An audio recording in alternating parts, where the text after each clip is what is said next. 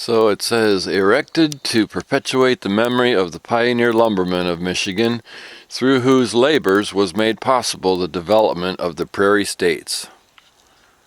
And it's right here up on the bluff above the Oscoda River, where a lot of the lumbering was done.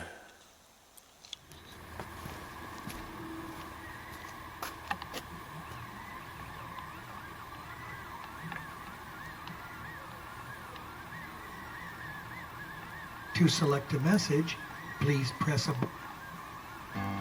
The River Road Scenic Byway is a 22-mile national scenic byway paralleling the Oscoda River, running from Oscoda to Hay.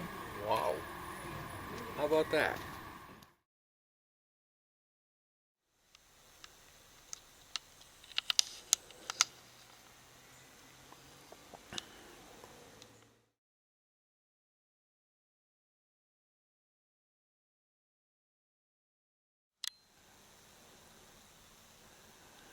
So there's a stairway down to the river.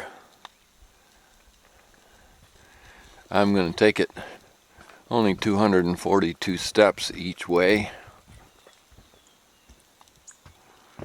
Yeah, let's go.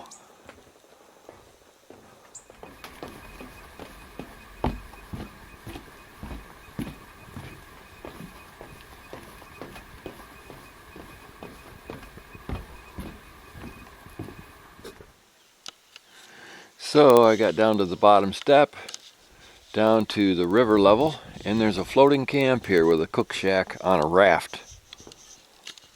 Cool.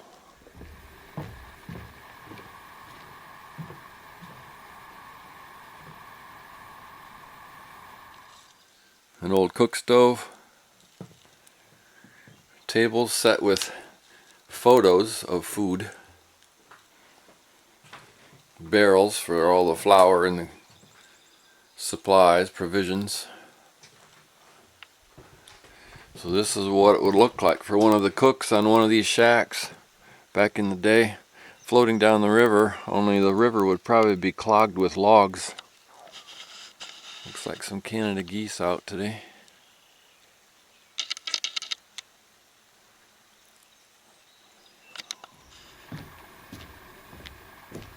Alright, here we go, 242 steps back up the hill from the river. I should have had second breakfast.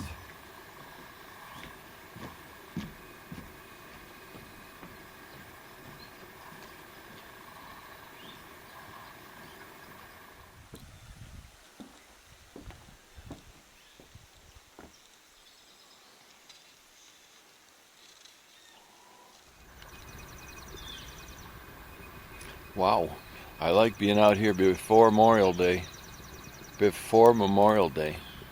I like being out here before Memorial Day. Look, I'm the only one at Iargo Springs, Oscoda, Michigan.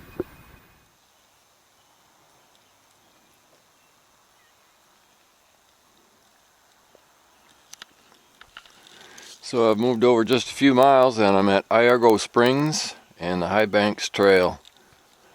I'm going to take another climb downstairs and then back up again.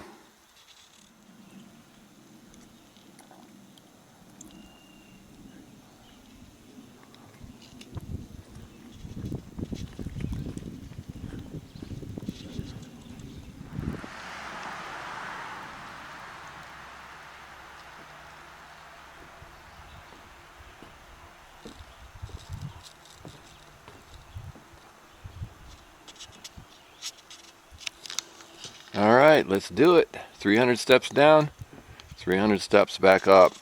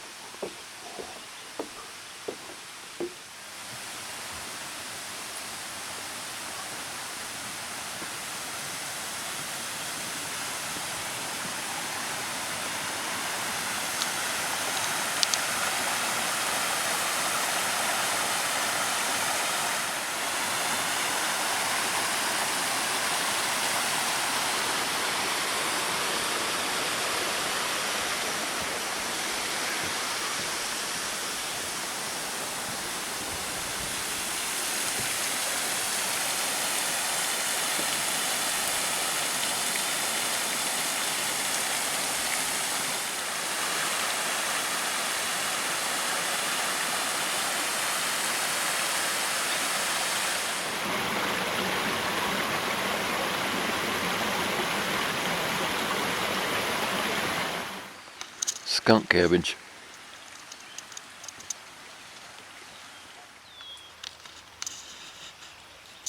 Marsh marigold.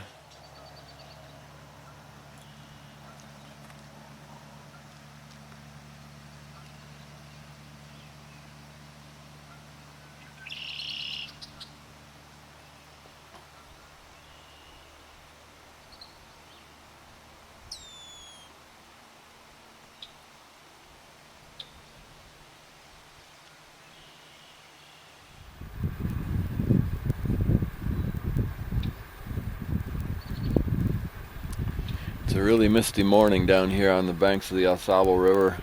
I think my camera's going to be soaked if I stay out much longer. So I'm going to head back up those 300 steps. And then I think it's going to be lunchtime. Well, here we go. 300 steps.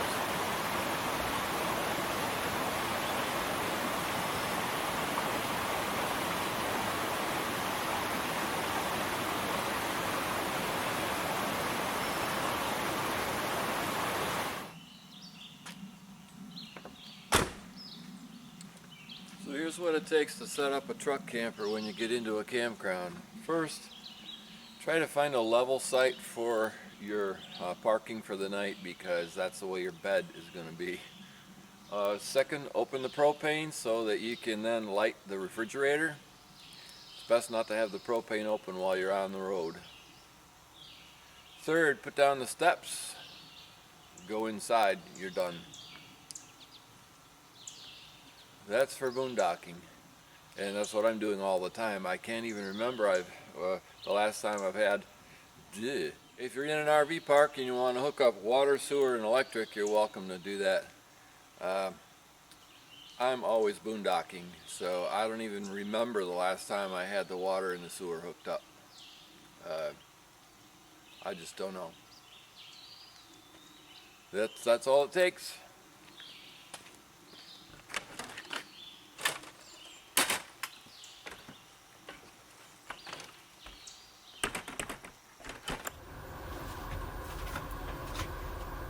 Alright, it's looking a little bit rainy today, and so I do not have a campfire going, but I want to cook something hot, so I'm in the camper using the propane stove, and I'm going to attempt Philly Cheesesteak Sandwiches. This should be good.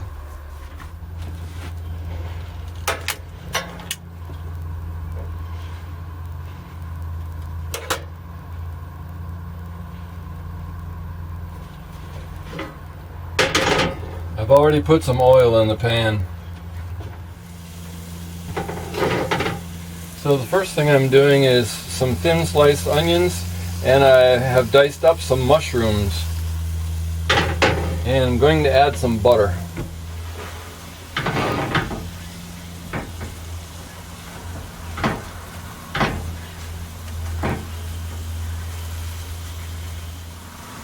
Now I don't actually have steak. So today I'm using roast beef, thin sliced, and I'm going to slice it even smaller.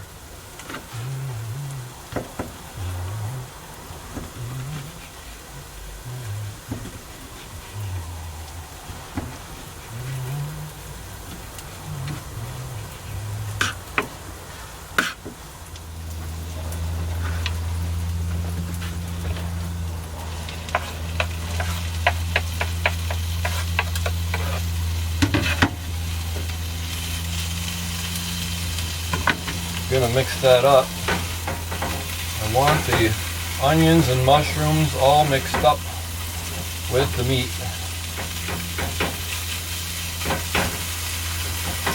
Ooh, that's looking good. And then a bit of seasoning, all-purpose seasoning.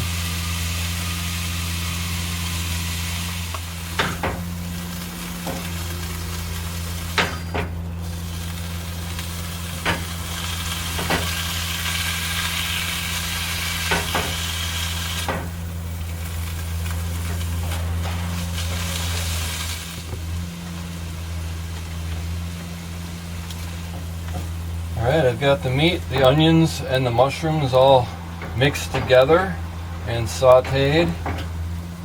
And now I'm making a spot to toast my bun. I usually use a hoagie bun. This time I just have a hamburger bun, so hey, I'm gonna improvise.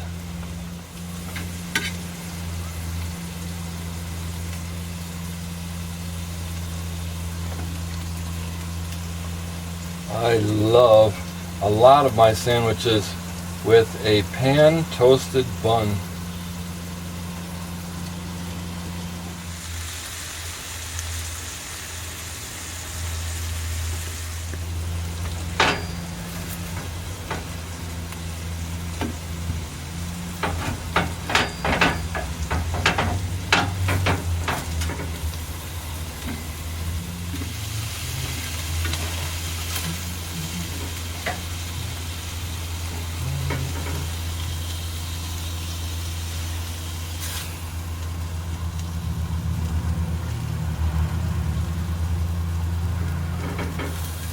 Now I still have to add cheese.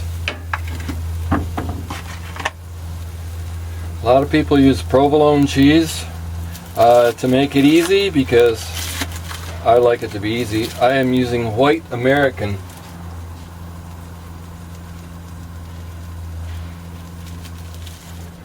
So there's my Philly cheesesteak sandwich, overflowing with goodness. And it's a little bit shy on bun, but heavy on cheese and meat. Can't wait.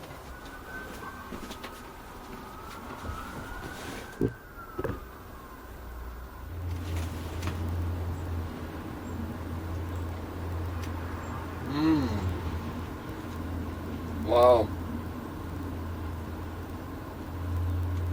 I'm also going to have a salad, Mom.